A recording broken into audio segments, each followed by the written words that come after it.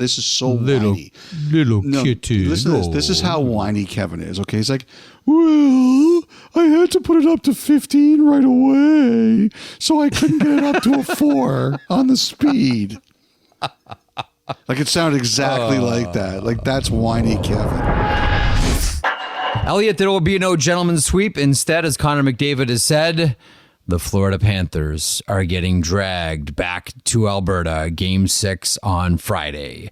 Welcome to 32 Thoughts, the podcast presented by the GMC Sierra Elevation. Elliotte, you and I are pretty much the same age, really, and we both grew up watching Wayne Gretzky. Saw a lot of Wayne Gretzky games, regular season games, playoff games, Canada Cups, and like we saw a lot of Wayne Gretzky.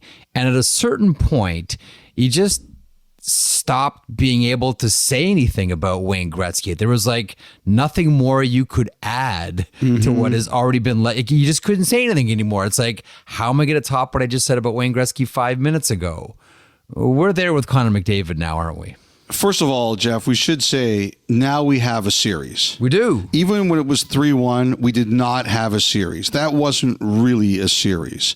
Now we've got a series. This is very real. And Game 6 in Edmonton, that whole night is going to be a banger.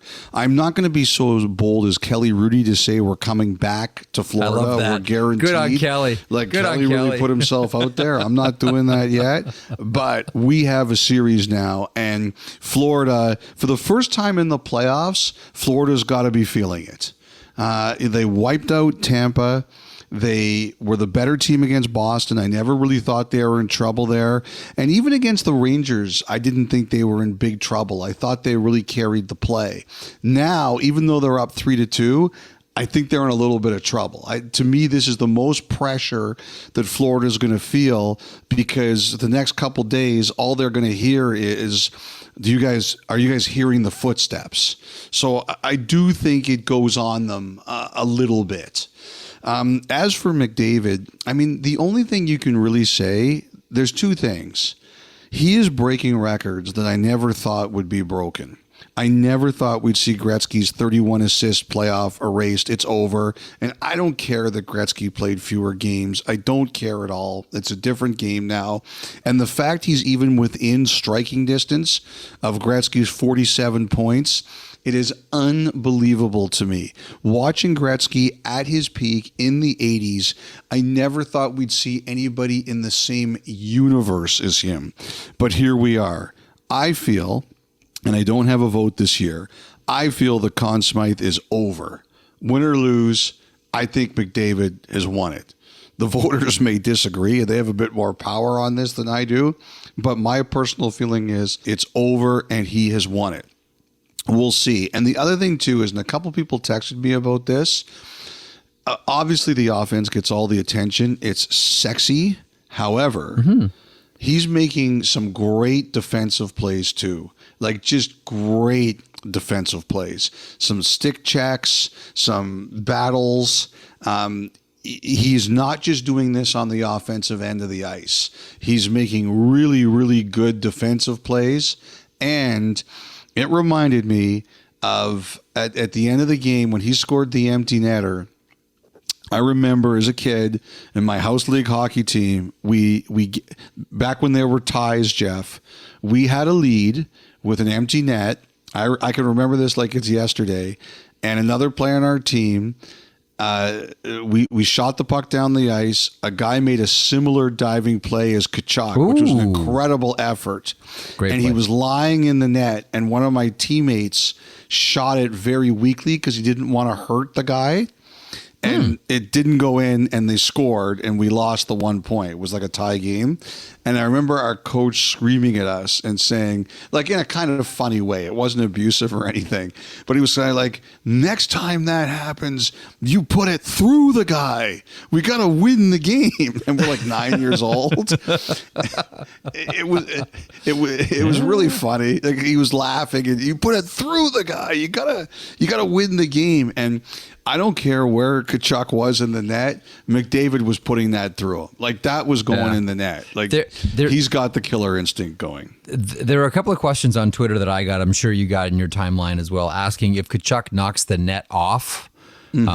What's the call there? And the call is that the Florida Panthers touch the puck, the whistle blows, but with the Oilers having possession, if they shoot it on net, even with the net off, and it goes in between where the post should be, yes, that's a goal. That's a goal. Just Yes. so everyone's on the same page, that would have been the ruling if Kachuk would have knocked the net off the moorings. Anyhow, continue.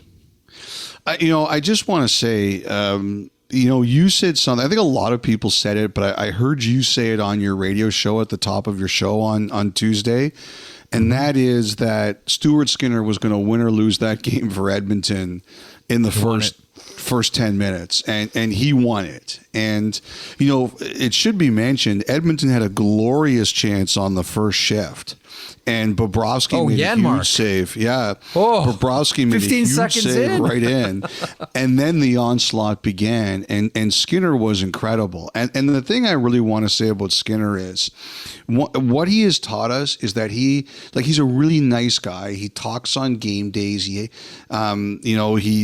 very thoughtful, but he's competitive as hell. He was getting 2 series ago, he was getting buried.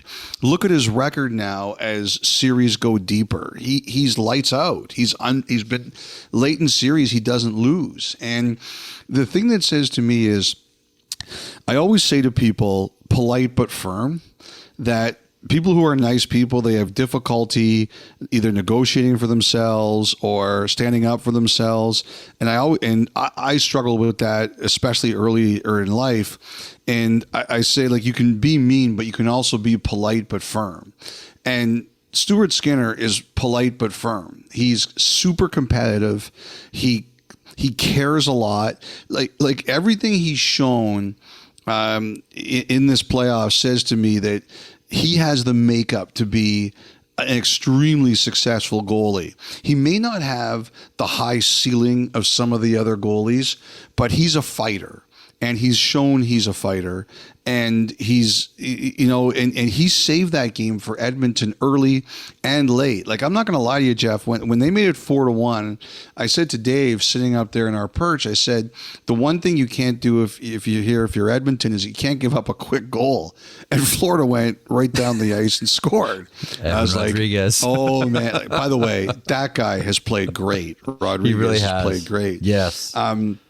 But so I was like, oh, this is really bad. And then when, they scored to make it 4-3 early in the third, I bet you there isn't an Oiler fan alive who didn't think Florida was going to tie it and at least send it to overtime at some point. But, he really stood strong, Skinner. He was fantastic. It was just a great game, a competitive, hard, entertaining, by far the best game of the series. There were a lot of guys on both teams tonight who played their hearts out. It was just Matthew Tkachuk. It was the effort he made on that goal. Carter Verhaeghe, when Janmark hit the post, Amber turns to me and he goes, Colton Sissons. And I was thinking it too. And he also brought up the U.S. women hitting the post in the Russia, 2014 gold medal game in Sochi. But Save Canada, thank you. But you watch, Janmark had another chance to score, and Carter Verhaeghe wrote him off the puck, so he couldn't do it. The amount of players in this game who played, who gave it everything they had, it's great. I know the Panthers fans are sitting here and they're annoyed, but there were very few guys who didn't give you the best in that game. It was just a great, great hockey game. And I'll tell you something else, Jeff. Someone said to me, we've been talking about the Dakota Joshuas and the Martinukes and the Nasons of the world and the William Carriers and those guys. Someone texted me after the game tonight and they said, Connor Brown, he was like roadkill during the season. People were just completely giving up on him. What's he doing for himself now? And they said, Matthias Janmark, what's he doing for himself now? Those guys are making themselves extra hundreds of thousands, if not millions of dollars by what they're doing on the penalty kill in this final. I'm glad you mentioned Connor Brown. So there's one coach that I'm friendly with, and we during these games we'll send texts back and forth, and he sent me a video of the Connor Brown goal, and he said, essentially, this is brilliant. And he broke it down on this clip and he said, watch Connor Brown when he's killing the penalty.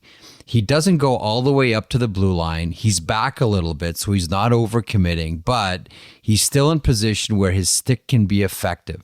A lot of guys might, challenge to one of the points, might challenge up high. And he said that's just going to open up lanes underneath, and then the Oilers are in real trouble. He says Connor Brown played that perfectly he was in the perfect position, not overcommitting, not going up too high. He deflects the puck, leads to the breakaway, completely stretches out Bobrovsky.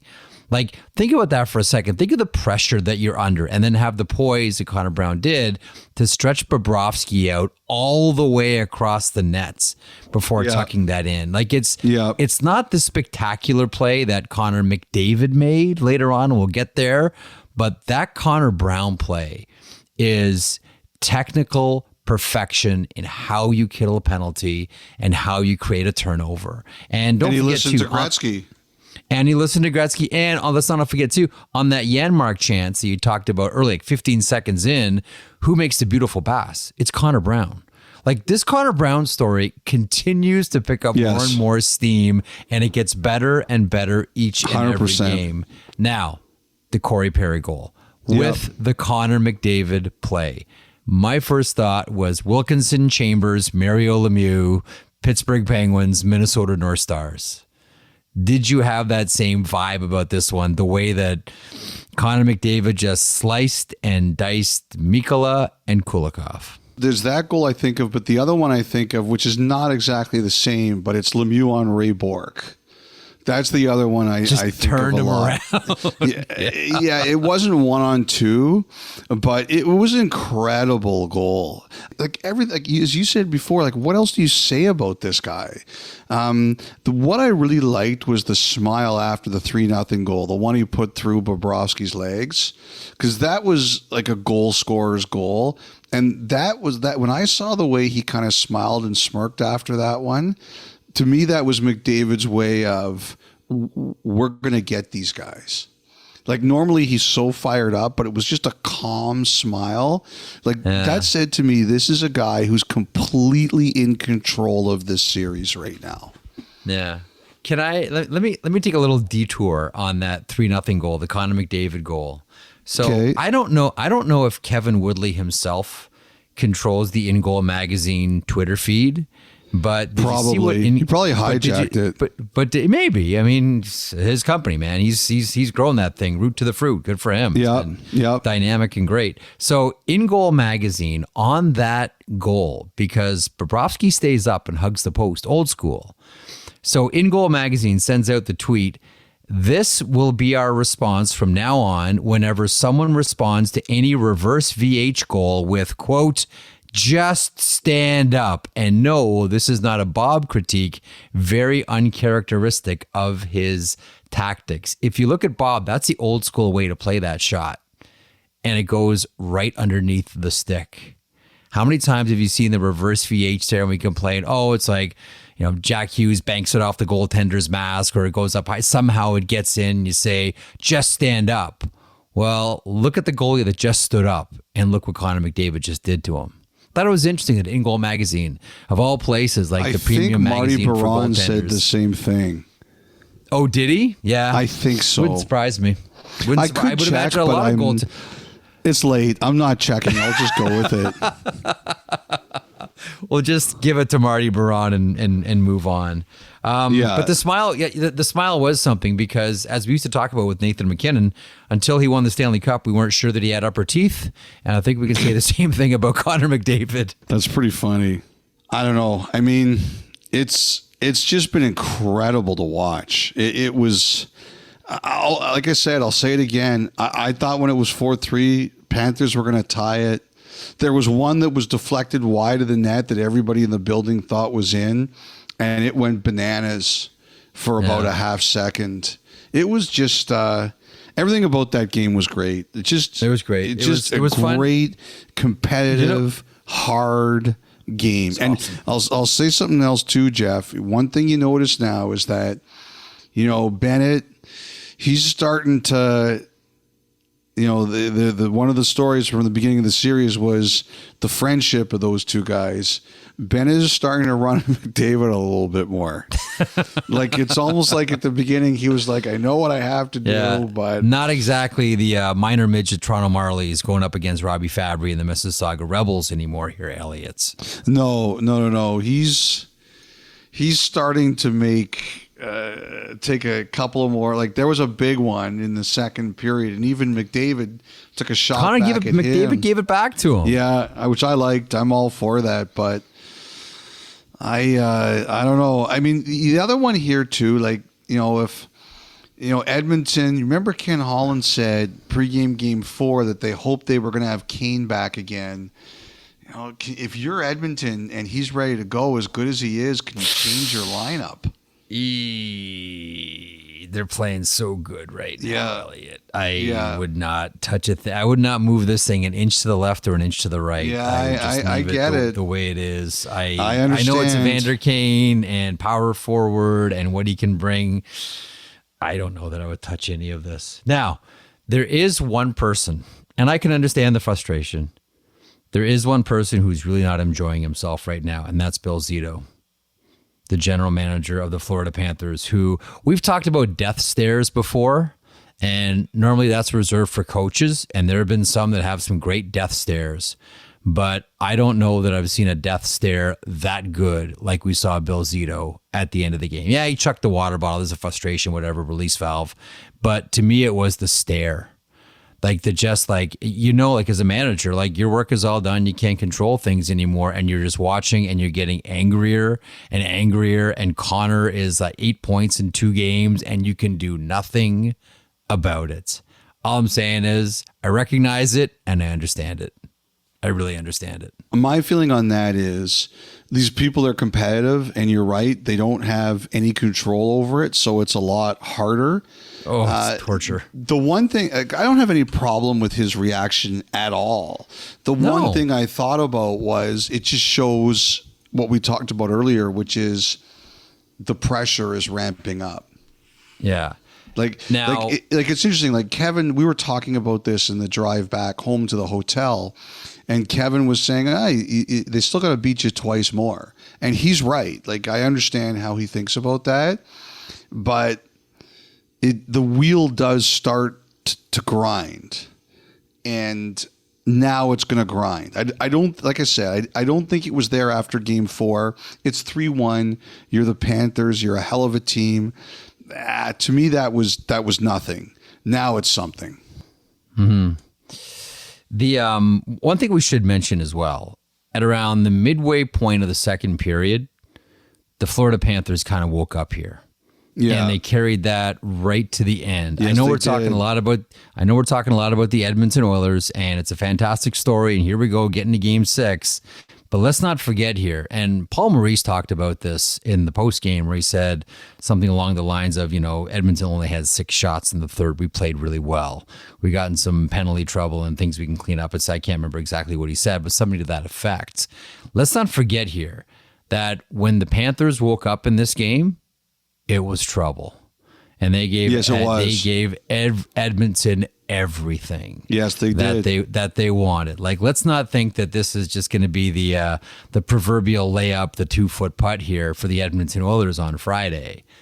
When Florida woke up, man, that game got real hard. Yeah, like, he got really, like, it was a hard game for the Florida Panthers early, and then it got hard for the Edmonton Oilers, and they hung on and won this one. That's why I think this sets up a great Friday. And Elliot, you know how whenever we would talk to Jarmo Kekalainen, he would talk about the CBA, and he would say, well, sometimes you have the advantage and you should use it. You have the hammer, you should use it. Sometimes the other side has the hammer and they should use it. You know who has the hammer right now? Who's that? Shania Twain. Oh, I knew. I was wondering if you were going to bring this up again. They have to bring her back, don't they? Like, Daryl Case, pull some money off the tree in the backyard. You got to get Shania back for game 6, don't you? I don't know if she's on tour. I don't know what her schedule is. I have no idea what goes on in Shania Twain's life. But you kind of have to bring her back. Yeah, you probably do. Yes, I would say you probably do. By the way, the other thing I'll say is I heard the travel wasn't easy for the families. Like it was just a long day. They flew in day of, they flew home after the game. So it was basically 2 long flights and the game in 24 hours. I think they landed at 7 a.m. the morning after game 4. And I have no doubt that some of the families were like, let's win it here so we don't have to have that tough travel again. And now they're going to have that tough travel again. I'm sure Oilers fans, their hearts will really be bleeding for them. And they're all brokenhearted. Everybody makes sacrifices this time of year. The cup's on the line. The cup will once again be in the building on Friday. Okay, Elliotte, from there we'll go to the news. And the news is pretty big around Vancouver, and they have secured one half of their first pair. Filip Hronek, 8-year contract, 7.25 is the AAV on this one. Listen, we've talked plenty about, Lindholm and Zadorov and Myers, etc. We've wondered if they were going to be able to get Hronek done, and they did on Tuesday. Your thoughts on this deal? It's just a lesson. Like sometimes you just let things sort of slide through your fingers. We're so tied into and connected to and thinking about all of the Canucks unrestricted free agents that you remember that, you know what, there's restricted guys too you got to deal with too. And so you're looking at Zadorov, you're looking at Lindholm, you're looking at Joshua, you're looking at Myers, you're looking at all of a sudden the Gensel rumors, and of course the first guy that gets done is Hronek. And what it is, it's a reminder that they consider him very important to their team for an awful, awful long time. I think it's a very fair contract. I don't think that Hronek was going to get more than this if he wanted to stay in Vancouver. I think this is as far as Vancouver was willing to go. I think that at time they had some really tough negotiations, but to me, that's part of it, is that, the agent digs in tight, the team digs in tight. You want to see how far you can push each other, but eventually you get to a point where if everybody wants to stay and they want the marriage to continue, they find the happy ground. And I think for Vancouver, this was really as far as they were willing to go. I think the best thing for the Canucks is that if you look at it for the Canucks now, between Hronek and Quinn Hughes, which at times is your number one pair, I know they kind of mix and match a little bit, but you look at them and you've got them tied up for $15 million for the next 3 years. You can deal with that. You can really deal with that. So I have no problems with the contract. Now, look, I do a lot of on-air stuff in Vancouver. I'm on with you 4 times a week. I'm on with Rick and Donnie every 2 weeks. I was on with Bick yesterday after he signed, and all the podcasting we do. Look, I'll just say this. There is a lot of craziness coming out of Vancouver, as there usually is. So, you can find what I've said. And I'm very curious to see how it all plays out. The one thing I do think is that I do think Rutherford aims high. The Gensel stuff I find very interesting. I have no doubt. Remember, at the deadline, they wanted to be involved in him. They just didn't do it. I have no doubt they would want to be involved in someone like that. There's just a lot of conflicting information coming out of what Vancouver is going to do right now. And I've contributed enough to it, so I'm going to just let it play out over the next couple days and see what I hear and don't hear. Because there's some guys you're hearing they're gone or they can't do it. And there's other guys not so fast. And even some of the guys you hear they're gone, you're like, not so fast. So I'm just going to let this play out over the next little while. But I have no doubt the Canucks will aim high and be aggressive. No. What does this mean for Lindholm, Zadorov, Myers, and Besser can be redone on July 1st? We want answers now, Elliotte. No, Jeff, I'm just going to let this play out for a change and not dump dirt on myself. Now, the other thing I wanted to mention is we have talked about Slavin and the fact that the belief is he will have an extension done July 1st. I don't know about structure or anything like that, but I have heard the word is Slavin, who is extension is going to kick in after next season when he is 31 years old, is going to come in around 8 times 6.5. That's a great deal. That's a great deal for the Carolina Hurricanes. For that defenseman, I know I'm biased, but I think that's a fantastic deal for Jaccob Slavin. I'll say this. It's really interesting. That's a great that, Carolina really hedges against age. I always say they know, your player the best. And that says to me that Carolina really believes in him. That is a very good deal. One of the other players that we're wondering about here lately, and we're all trying to, figure out where the right fit is Patrik Laine of the Columbus Blue Jackets, or should we say soon to be ex of the Columbus Blue Jackets. Do you have a spidey sense lately on what teams might be warm to him? I have a few people who said to me, you have to watch Seattle on this one. And that doesn't come as a surprise because the Kraken have been looking for scorers, right? Yeah. That is a team. Whenever we talk about someone looking for a score, I mean, everybody is, but we mentioned Seattle in particular. And they had a 20-goal scorer in Daniel Sprong, but they let him go, Elliotte. But I digress. You're just never going to let that go. No. To the grave. But the other thing too is Seattle can do it. They're a team that can do this deal, and also too, Ron Francis is not crazy about wild contracts. 2 times 8.7. And we'll see what Columbus may have to do to make this work. That's not insane for the Kraken, and it's not insane for Ron Francis. And I think the other thing here too is that, as we talked about with the coaching change there from Haxtell to Bylsma, I think there is a real push in that organization to be more aggressive. And I see Laine as something that makes sense there for the people who want to be more aggressive and the people who prefer to be a little bit conservative, because I don't think his contract breaks you or is overly risky. So that's Seattle is one of the teams I'm really wondering about there for Laine.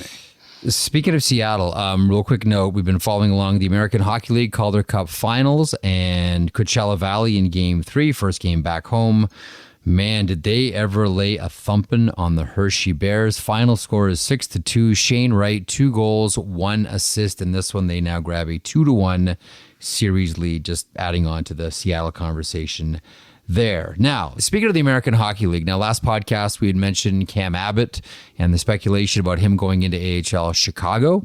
And we mentioned the reverse Sedins and all that, and that was a lot of fun. But there's still some vacancies here, and still some names that are very much out there, Elliotte. And one of the things that's kind of happened here is Grant Patolny has left Northern Michigan. Yeah. And there are a lot of people wondering where he's going to end up. And I've heard a couple of different places. I heard Hartford. I heard that. See, that was the first thing that I heard. And then I had also heard Wilkes-Barre.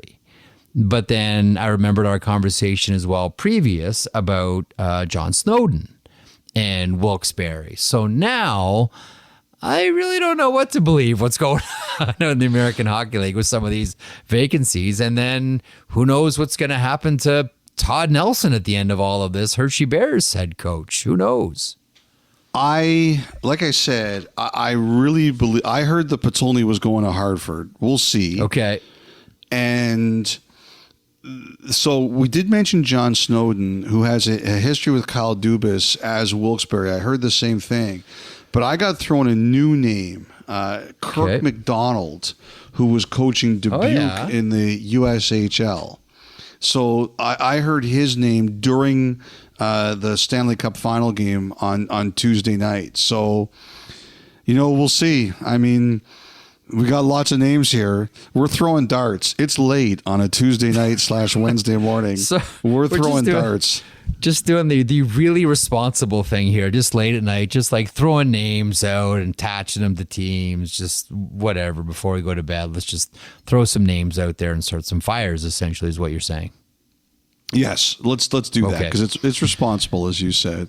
We're so professional. You know, Elliotte, pretty soon after the Stanley Cup is awarded, 48 hours later, we're talking about buyouts. On Tuesday on the radio show, you and I discussed the possibility of a Jeff Skinner buyout with the Buffalo Sabres. Do you care to expand? First of all, Marek, I have to say, I almost died laughing on your show when we first talked about it. And you go, throwing a dart, how about Jeff Skinner? Like the two of us haven't been talking about this for 2 or 3 days trying to figure out if it's true. Well, way to make yourself try to sound really smart. So throwing a dart. As I've pointed out before, there are 700 players in the NHL. I'm going to throw a dart and hit this one right on the nose. Ooh. Look, it landed on Jeff Skinner. Well, the key to sports broadcasting and the key to life in general is sincerity.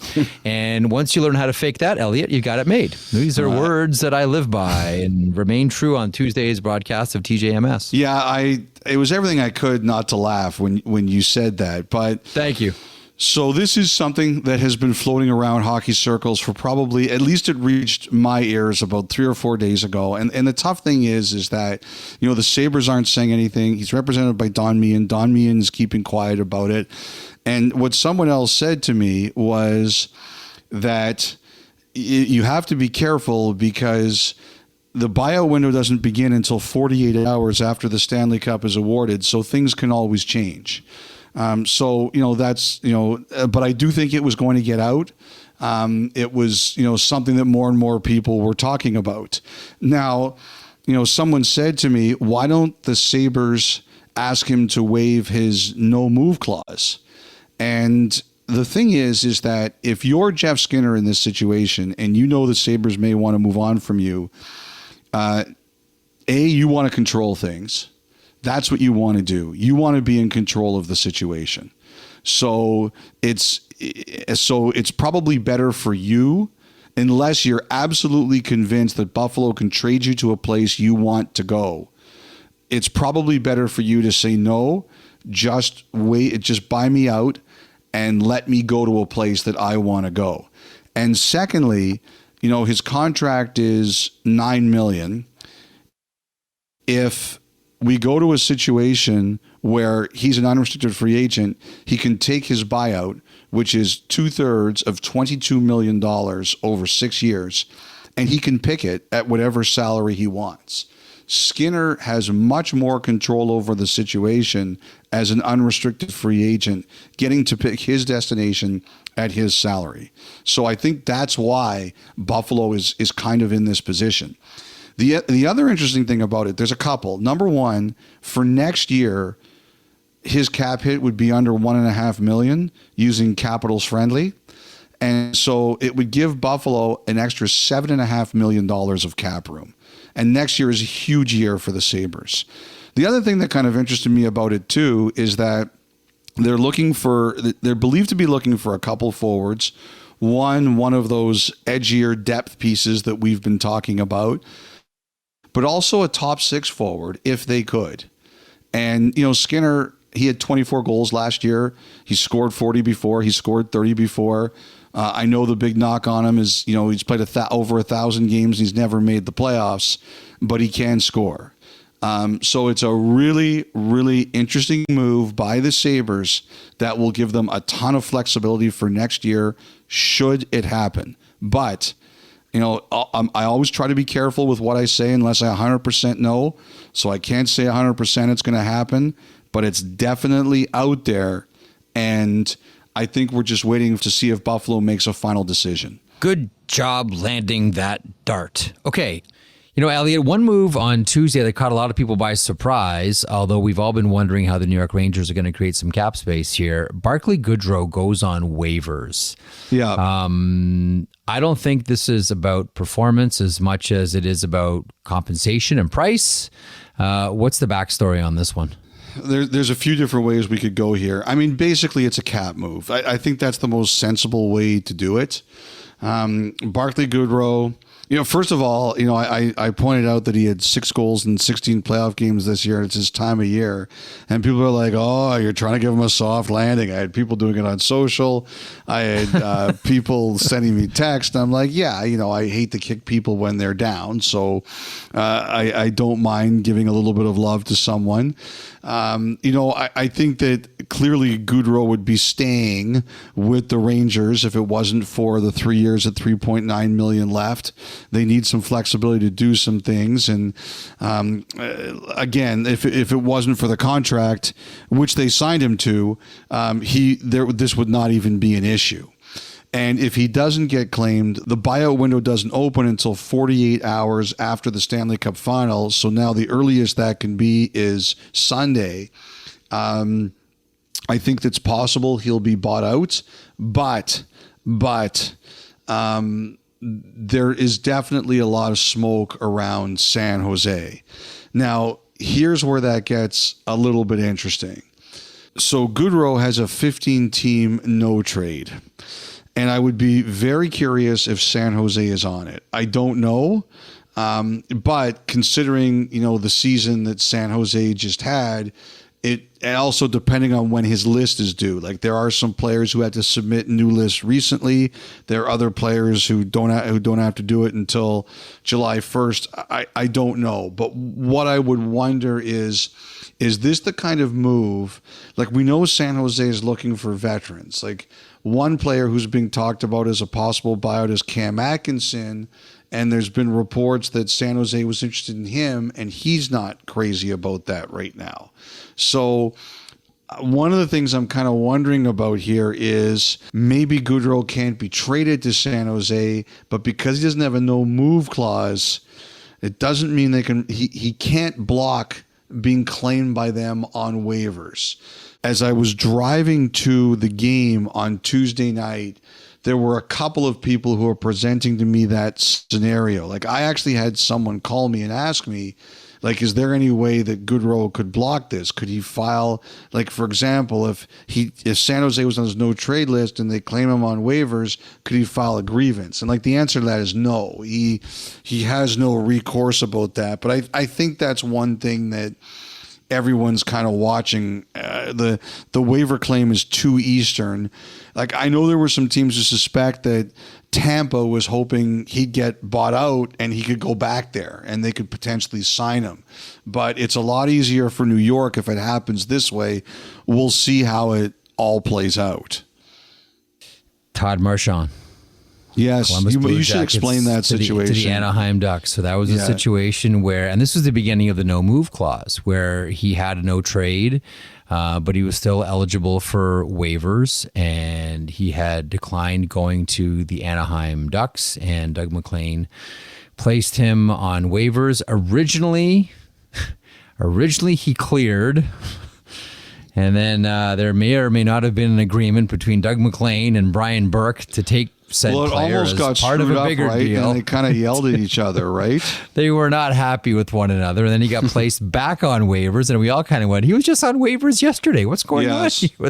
And then the Anaheim Ducks claimed him. And that was the beginning of players having no move clauses as opposed to just no trade clauses, for the reason that Elliotte just mentioned. If you have a no trade, you can still be waived and other teams can claim you. And that includes teams that might be on your no trade list. That's what the no move protects. And that goes back to the aforementioned deal between, well, 2 of our former colleagues, Elliotte and Doug MacLean and Brian Burke. There you go. Another player that we're wondering about, and where do we lump him in, is Viktor Arvidsson. What's the noise around him? There's a lot of noise around him. Again, I think there's a lot of interest. We talked earlier about the Dakota Joshuas, the Jordan Martinuk's, the Stefan Nasons, those kinds of players who are going to be valuable. I had someone say, you better make sure you throw Arvidsson in that. He's another one of those guys that fills that kind of role, can play up and down the lineup. The issue's been health, but when he was healthy, the Kings were a very different team. I'm hearing quite a bit of Arvidsson out there in that same group of players, that there's a lot of interest in a guy like that. And it's just going to be a question of where he ends up. Guy can score.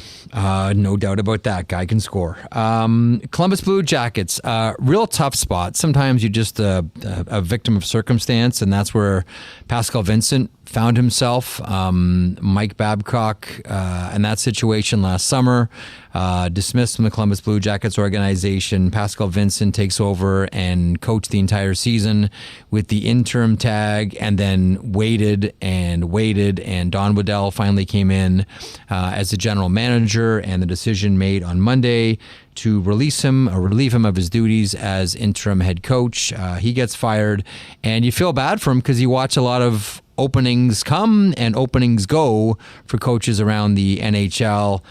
Just a tough situation all around here, Elliotte.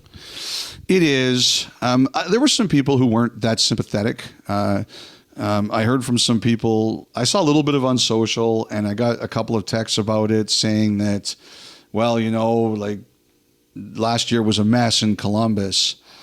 I think that's an easy thing to say. I really do. First of all, he wasn't supposed to be the coach. Babcock was. And secondly, he gets thrust from assistant to head on the same team. And you and I have talked about that. That's the toughest job to do. That really is. You go from good cop to bad cop, and players can see it. Like if you're phony, like that's a very hard thing to do without being phony. And if you're phony, the players will see it, and they'll see right through it, and they'll all talk about it. And it's very hard to rein that in. You will lose the trust of the players. And I think that happened to some degree. And, also, he benched some guys. Like that was what Columbus wanted last year. The plan before Babcock was fired was for him to go in there and do just that. He was to go in there and make life a little bit uncomfortable and press them hard, prepare them to play, make sure that the game plan would be good, and with Babcock it generally is, but be hard on them, like grind them into a better team. And all of a sudden he's out. They're in a tough spot. You move a guy from assistant coach to head coach, but you say, hey, we need you to do this. Like, I don't know too many coaches who could have done that. Some probably could, but there aren't many. And it was a really impossible spot for Vincent to be in. And so, I'm sure he'll end up on his feet. I'm sure he'll go elsewhere. But I think that there's a lot of coaches. Like the one thing I will say about this is Columbus is a really good job because somebody is going to figure this out, and the rewards are going to be great. They have good pieces. They have a good foundation. They're about to get another high pick. There's a lot there to like. They have really good young players. They have good veterans in their prime. They got to sort out the goaltending. And plus also, again, the fan base showed you this year that the rewards are high. Like if you are successful in Columbus, you are God in that town. So they will have fans. no You saw the end of the year. You saw the end of the season, Friedge. Absolutely. You saw the end of the season with the standing ovations. Like that's a good market. So, they are going to have a lineup of people who want that job. Now, I think you're going to hear a lot of names, the McClellans, the Julians, the Woodcrofts. As I said to you on your show today, there are some people who suspect at the very least Waddell might talk to Bob Hartley, maybe not even as a coach, but as a consultant. Waddell really thinks highly of Hartley, but there was going to be a long lineup of experienced people who are going to want that job. Ken Wiebe even threw Todd Nelson's name at us, and why not? But they're going to want someone with structure who's tough but fair. That's what they're going to be looking for. And they'll have no shortage of people throwing themselves at Buckeye Central to get that job. A couple of names to throw out at you. We've talked about Chris Armstrong before. Yep. Now ex of Wasserman, now with Utah as the president of hockey operations. We've mentioned him a couple of times, taking that spot, and There it is. Elliotte, Utah gets another. Yeah, and it's a guy with another, like today we saw it, or Tuesday. What day is today? Tuesday? Yeah, I can't remember what day it is anymore. So Tuesday we saw two kind of different hires. Eric Tulsky in Carolina with his 4,600 patents, and Chris Armstrong in Utah, who was an agent primarily in golf and Kyle Dubas. I hope for Armstrong's sake he got himself as good a deal as he got Dubas. But you know, I don't think that's a huge surprise. He was seen with Bill Armstrong, the GM, during the playoffs. Ryan Smith really trusts him. I still think they're going to look at someone else as an experienced advisor, consultant. I don't know what they're going to call it there.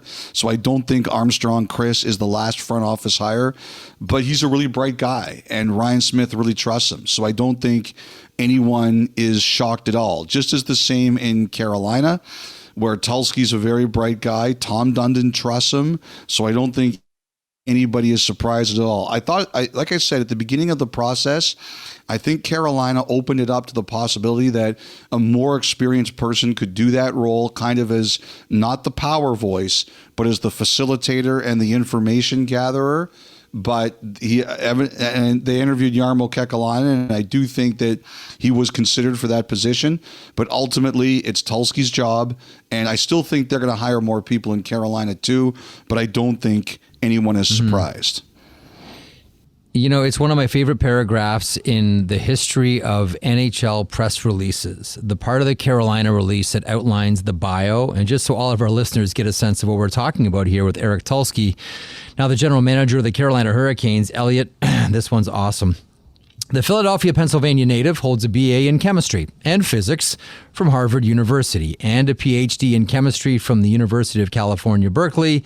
He also conducted a 2-year postdoctoral study at the Naval Research Laboratory in Washington, D.C. Tulsky previously worked in the high-tech industry for 12 years, managing teams of researchers focused on using nanotechnology to solve problems in DNA sequencing, solar energy, displays, and energy storage. And then you referenced this a second ago. He currently holds 27 U.S. patents. Elliotte, he's not just overqualified for an NHL job. I would submit he's overqualified for most jobs in the world, let alone hockey. I have to say, Jeff, he makes you sound like a total loser. Oh, but you get a free pass? Not me. You and Tulsky are on the same brain length here? Oh, okay. All right, very good. That is that's remarkable. And I thought your perspective on it on the radio show on Tuesday was interesting as well. That the passion for sports is a real draw. I can't remember which owner it was. It was a baseball owner, I think maybe Texas Rangers, in an article I read years ago, who brought up something that was really eye-opening. He said, look, like I became a billionaire in the oil industry, and I became rich beyond my wildest dreams, but it wasn't until I bought a baseball team that I could pick up a phone and get a reservation at any restaurant I wanted, because now I was a sports owner. Like that has a cachet that comes along with it that just like miscellaneous oil baron doesn't. And look at Tulsky could do whatever he wants, and he chooses hockey. I have met several young people who want to go into sports who tell me, well, I could go into finance or I could go into tech and I can make a lot more money. Like, why would I want to start out, say, making, I'll just throw a number out there, $50,000, where I can go on to Bay Street or Wall Street and I can make millions? And I say, you should do whatever makes you happy. Like, I don't like to give people advice. My answer to these people is always this: what do you want to do? And if the answer is I want to make the most money, I say, good on you. I've got no problem with that. You shouldn't do that here. But sometimes the answer will be, I really love sports. I really want to run a team. And then my answers to that are twofold. You can go and do that now and make more money, make bank, and either build a name for yourself and come back as a successful businessman or trader or whatever you want to be, or you can just say, you know what, this is my dream. That other job will always be there, and I'm going to chase it for less money. Now, Eric did it the other way. He did all of his other stuff first and then came back. But you would be surprised at how many people say, you know what, I'm going to do this for a few years and see where I go, to see where I can latch onto my dream. And you almost always forfeit money in these situations. I can't think of anybody who chases it right at the beginning who doesn't leave any money on the table. But there's a reason fantasy sports are so successful, Jeff, because we all want to be general managers. We all want to do this. And the pull is very strong. The lure is very strong. And Chris Armstrong is another guy. He built himself up in another business and ended up here. And maybe that's going to be the way that more people decide to go. Because usually if you don't work from the ground up, you kind of close off that avenue. Maybe this is a change. But never underestimate the pull of running a sports team and how that can get people to make those decisions. Like Dan Schulman, a slightly different example. He was an actuary. And I heard Dan Schulman's audition tape. Scott Metcalf played it for me from when he called Western basketball games. He sent to the Fan. It's the best audition tape that's ever been done anywhere. But he was a guy. He quit that for this. And I still remember, as I've told you, I don't have my university degree yet. I remember, so I was an English major. You had to take another language at Western. I was taking French. I remember when I called my dad and told him I was dropping French. He was so disappointed in me. I made two decisions. Number one, I'm still doing this. And number two, I'm never telling my dad I'm doing anything ever again. It's just not worth the aggravation. Going back to your part about everybody wants to be a general manager, that's one of the nice things, Elliotte, about living in Canada is there are just under 39 million general managers in this country. And one final wrap up on Eric Tulsky. Reading that bio this morning when it came out, I thought of one of my favorite lines from the movie Slapshots. And it goes like this: "Look at Ned. He doesn't need hockey. Look at Eric Tulsky. He doesn't need hockey." Congratulations, Eric, on the position. Geez, you're waxing so poetic about him. I'm worried you're going to hang up and go look for his Tinder profile. Never date in hockey. It never ends well. Just a couple more things before we wrap up. I wanted to shout out Eric Francis because Eric Francis got Craig Conroy on the record on our website. Really good piece. Yes. Talking about Jacob Markstrom. He's never come and said he wants out. That's never been mentioned. He's never said that. So first of all, shout out to Eric for getting Craig on the record about that. My opinion on this is that I think Markstrom has made it very clear he wants to play for a winner. So I think Conroy knows how Markstrom feels. I think he also knows Markstrom does not want a repeat of the craziness of last year. I think he's well aware of it. And thirdly, whenever I read a quote like that, this is where I say that a good agent makes a big difference. Now, Markstrom is represented by Pat Morris, who is one of the toughest agents out there. And that I would suspect that this is where, Pat Morris is incredibly protective of his client, like a lot of agents are. The only times I've ever really had issues with Pat is when he feels I have been unfair in putting his clients in a tough situation. So this is where I would think the agent would play a critical role in saying, look, I'm going to handle this for you. And so, but I think that the Flames know that if they're going to any kind of rebuild, that's not what Markstrom wants at this point in his career. Real quick before we wrap up here, Elliotte, Ivan Demidov. Now, this is, you want to talk about elite level forward talent for this year's draft. He's it. Some speculation he might be 1 year away from playing in the NHL. We'll see what happens. And one of the news stories coming out on Tuesday, his new height. Yes. 6'1". Thoughts on this one? So he's represented by Dan Milstein, who's got a whole bunch of players, prospects down in South Florida, not far from where we are. And he's working them out for all 32 teams. Actually, I should say this because I don't want to get anybody in trouble. The NHL sent out a memo of what teams were allowed to do here. If a player was invited to a combine, you're not allowed to test him. But if a player was not invited to a combine, you are allowed to test him. That's the way this goes. But one of the things that happened here, and there were a number of media members there, I saw Sean Shapiro writing from there, was Demidov's height.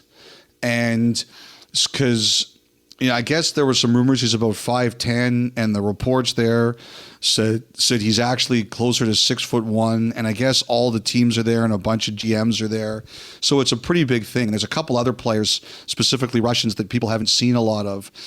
Now, I will say this. I have one team that told me that they believe that the word around the league is there is another team out there that wants Demidov really badly, that is spreading all of these nasty rumors about him, that he's short or he won't be able to come over the NHL because they want Demidov to drop to them. I always remember what is the biggest lesson I learned about the draft from Isaiah Thomas, who was the first GM I ever covered with the Raptors. Around the draft, everybody lies. Everybody. So it's the thing you always remember. But this guy said to me that he believes there's teams like spinning negativity about Demidov because they want him to drop. What did I say earlier about sincerity? Once you learn how to fake that, you got it made. See everything. Yeah, but with everybody there for this kid, it's going to be harder to do that. Okay, anything else before we wrap up? Yeah, I just wanted to note something. Ryan Warsofsky got hired as the head coach of the Sharks. We've talked about that, but they had his introductory press conference, which I thought was very good, very emotional. But in it, I wanted to point out two things that Mike Grier said. Number one, he said he's not trading Logan Couture. And number two is that he said that the finalists were not Warsofsky and Marco Sturm. He said that was incorrect. And because I was one of the people that said that, I figured I should say that that's what Grier pointed out. Now, we did mention that Neil Graham, who's the head coach at AHL Texas, we believe went deep into this process. So I do think he was in the mix as well. But, I do want to mention that from Grier because A, I'd said it.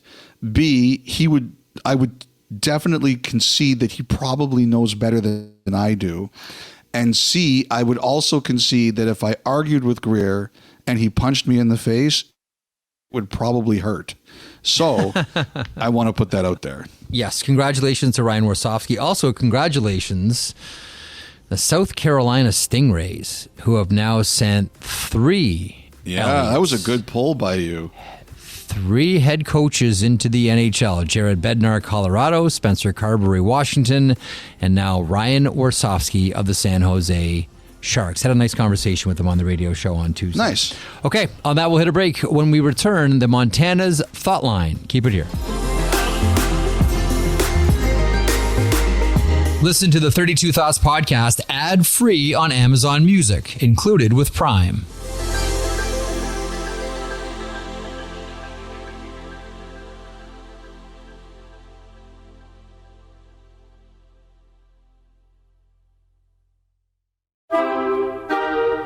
Okay, welcome back to the podcast. Time now for the Montana's Thought Line. Montana's Barbecue and Bar, Canada's home for barbecue. Try the ribs. Try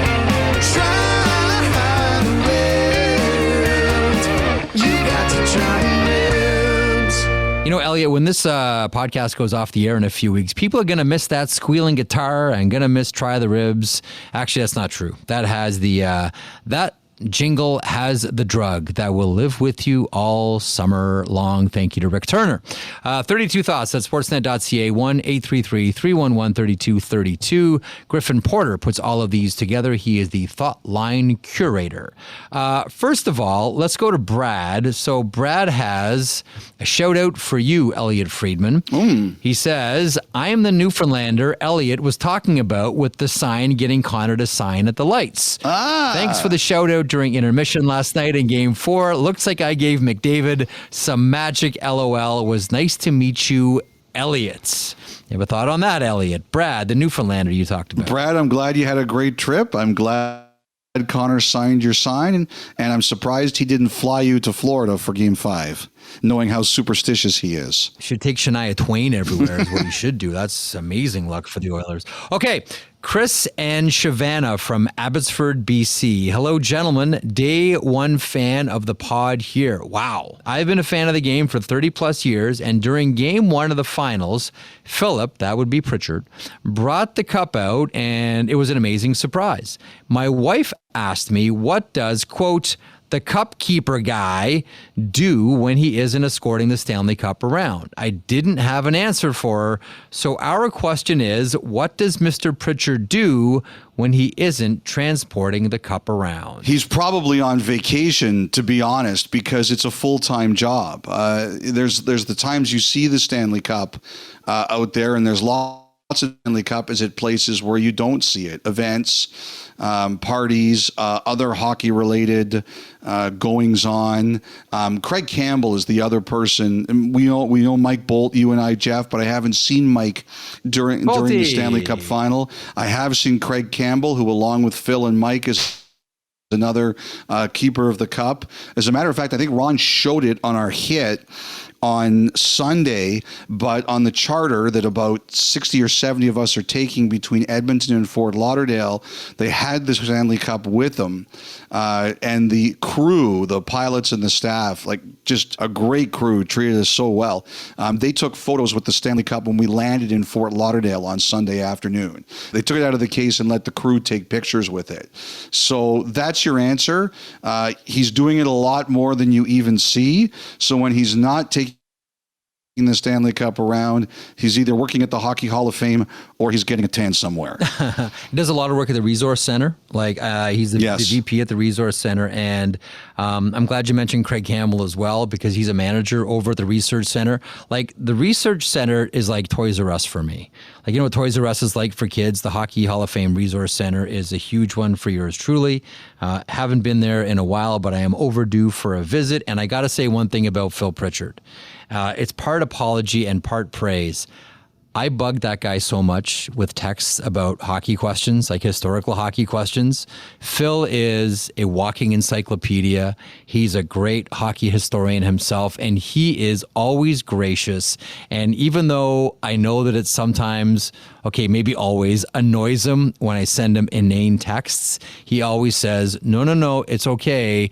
Stuff like this, is good. I got never to think this way. I've never considered something like that. So he's someone that, even though he's, brought a lot to the Hockey Hall of Fame, read a lot, seen a lot, still remains curious, and obviously still remains very interested in the Stanley Cup and hockey history. So the apology part is, sorry, Phil, I'll try not to text you so much with crazy questions next year, knowing full well, Do I get the Phil, same that is promise? A 100. Listen, I could lie to you like I'm lying to Phil right now and saying I'm not going to bug him next year, but a total lie. Phil is an awesome dude and a complete treasure in the world of hockey. Absolutely love that guy.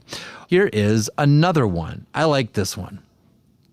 This is a voicemail from Colin in Abbotsford, our second from Abbotsford today. Hello, Dom, Elliot, and Jeff. My name's Colin. I'm phoning in from beautiful, sunny Abbotsford, BC. Hope you guys are doing well.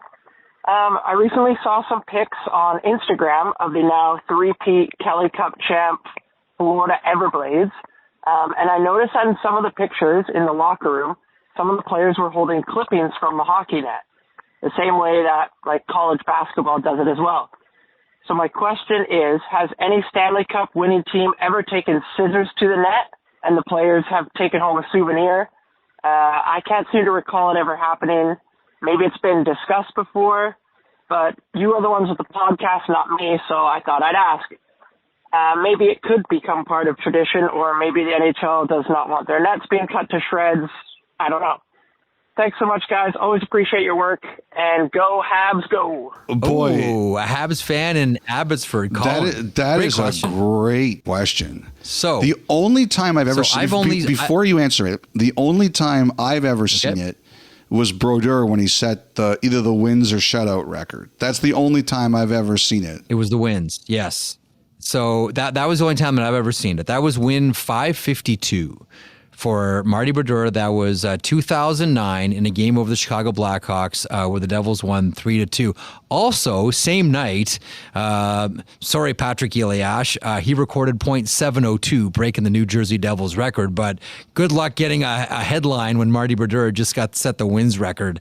That's the only time I've ever seen it, Elliotte, and I really did think after having seen that, I honestly thought it was going to become more of a thing. Like that goes back to 2009. I almost thought like that would become some new goaltending tradition for, I don't know, breaking records or winning big games. I thought that they were really going to, on a consistent basis, steal a page out of college basketball, but it hasn't happened.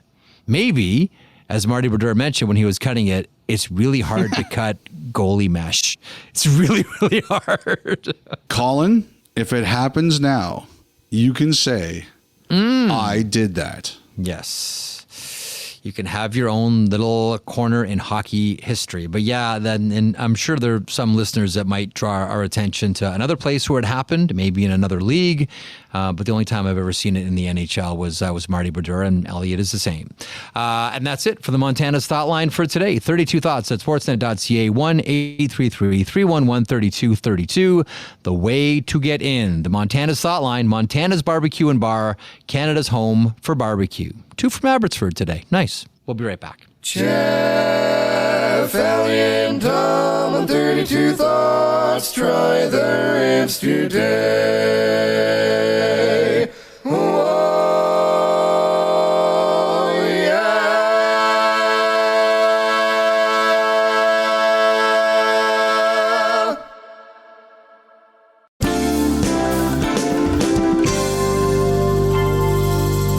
Wrapping up another edition of 32 Thoughts, the podcast presented by the GMC Sierra Elevation. I got to tell you, Elliotte, I really do enjoy when you're on the road in the playoffs in the Stanley Cup Final. For your tweets and Instagram posts that give us a slice of your life of what's happening on the road. Now, I've been to the gym with David Amber before. It is a very intimidating Oh my God. thing. Oh, I know. And he stays for a long time. Yeah. Like his workout routine is long and thorough and dry. And you can tell, like, he's got his very specific routine. He knows what he needs to do, and he does it. It can be very intimidating. David's a machine when he works out. He sure is. You put up something the other day that I got to ask you about. You, Bieksa, and Kyle Bukauskas working out. What's the deal? Okay, so we were all in the gym together, and Alvin, who's one of the cameramen, who's Great in guy. great shape, by the way. Alvin's he's in awesome. his 50s, Yeah. and he's in great shape. And so Kevin goes, do you guys want to do a challenge? And Alvin was already on the Stairmaster, so it was just the three of us. Like, Bieksa has these challenges he likes to do.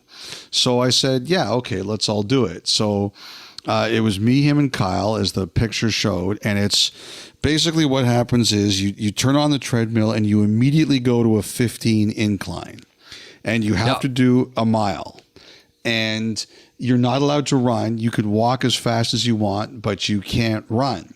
So Kevin did it in 15 minutes and 3 seconds. And he was mad that he didn't get under 15 minutes or 15 or under. And he complained that the only reason he didn't do it, this is so whiny. Little kitty. Listen to this. This is how whiny Kevin is. Okay. He's like, well, I had to put it up to 15 right away. So I couldn't get it up to a 4 on the speed.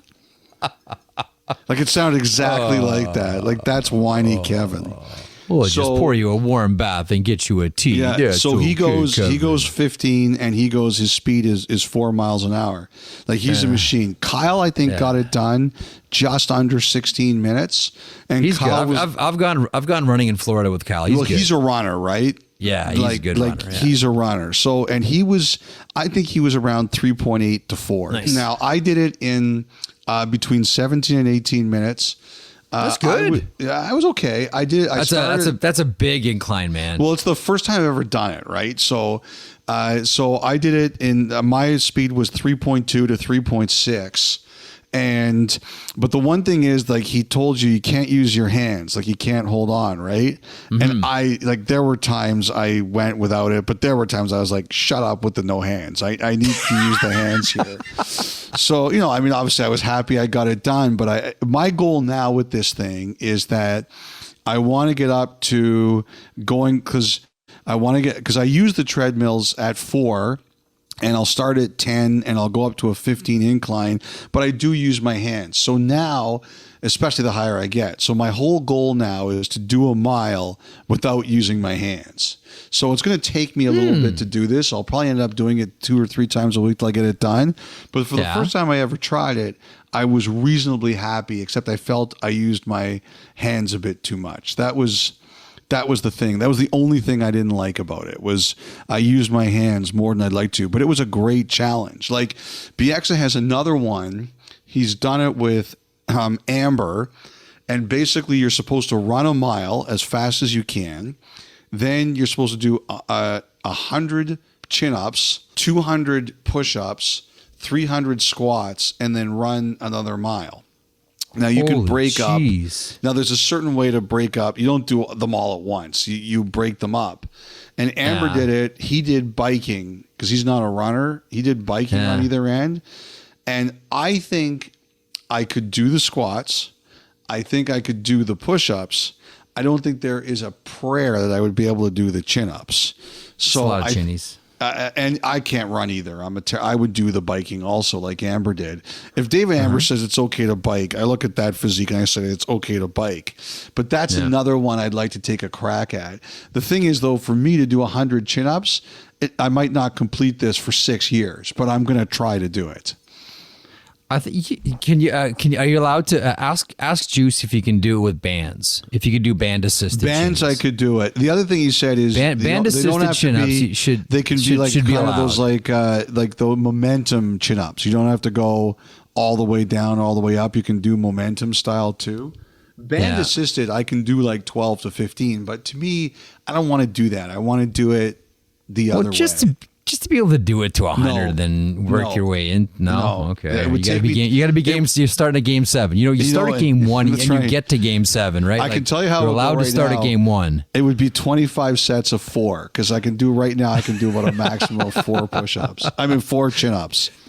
But I think I could do the push-ups, and I think I could do the squats. Yeah. Do you have a treadmill at home that you can do this on? No, I have a Peloton. Are you a home treadmill guy? I have a Peloton. That's right. Yeah, you're a Peloton guy. But I'll go to the gym. I'll go to the JCC, and I'll do it there. But it was, nice. You know what, Jeff? Like, I know, like, you're, like, between Kevin, Kyle, Amber, you, because I know you're in great shape. I am, by a mile, in the worst shape of anybody here. But I like these challenges. I am competitive. Like, I like the challenges. I need something for the summer for me. I was thinking about this the other day. Like, I need something. I don't know what it is, but I need something like this for the summer. 300, I think that's a great one. That one could be fun, and that one could. That one I could get inspired to do. Maybe I'll end up doing that one. I just know that I need something. Yeah, I try to do something different every summer. Is he pushes you into stuff? Well, he guilts you and he ridicules you into stuff. No, you know what? I gotta tell you something. He does not guilt, and he actually he like on the supportive air, gym partner. On the air, he rips you mercilessly. That is true. But when it comes to this stuff, he actually is very good because he challenges you. And then, like, he didn't want me to use my hands as much as I did. But then when I did it, he's like, just get through it, which is what I told him I was going to do. I was like, be quiet. I'm going to use my hands here. And he's like, just get through it. So it was like, That was my goal. Just get through it, and I'll work on making it better. And he's very good about that. Alvin got off the Stairmaster to take the picture, by the way. Oh, excellent. Alvin's awesome. Please pass along my best. I like that guy. Yeah. The first time I saw something similar to what you're talking about was at the Combine a number of years ago. I was just at the hotel gym working out with Louis DeBrusque, our colleague, and he had started working out or training with Gary Roberts and his crew, and that's what Roberts had him doing. Just like super high incline. He's like, I do this all the time. This is so good. I'd never thought about doing this before. And he was just, and Louis jacked, and like he's a bear, and he's doing this thing, and I'm like, and he starts leaking, and I'm like, okay, yeah, this looks really good. So I know exactly what you're talking about. Like when I do running on the treadmill, like I'll put it up to like, I hate running. Like, I love it. Oh, I hate it. I've always loved it, man. And thankfully, knock on wood, I've never had the big injury, so maybe that's why I love it so much. But I could just go. And I don't even do it for like health. I just do it for my head. I do it more for mental health. Than that's good. Health. That's smart. Just clears my mind. Before we wrap up, I noticed during the game tonight, I saw the news. I would like to salute 24-time All-Star, 12-time Gold Glover, 2-time MVP, World Series champion, Hall of Famer Willie Mays. I was too young to watch him play, but over the years I've read a lot about him. I've watched the catch from the 1954 World Series. I know there are legions of baseball fans who are old enough to remember him, who talked about what a great player he was. At one time, third most home runs in history was 660. And just a cannon of an arm too. So I watched when I was on the drive back to the hotel after the game. I was watching some footage, and just a great player. The Say Hey Kid. Yes. Condolences to his friends and family. What a ball player.